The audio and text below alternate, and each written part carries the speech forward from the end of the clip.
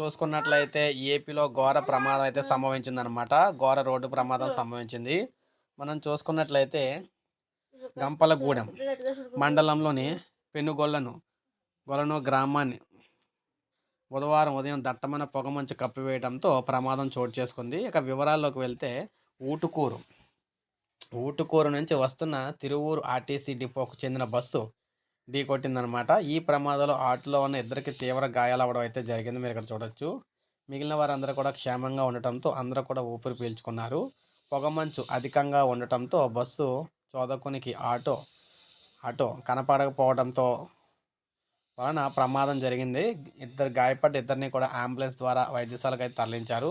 So RTC bus అనమాట. Bus అనేది ఏం చేసిందంటే ఆటోని అయితే గుద్దేయడం అయితే జరిగింది.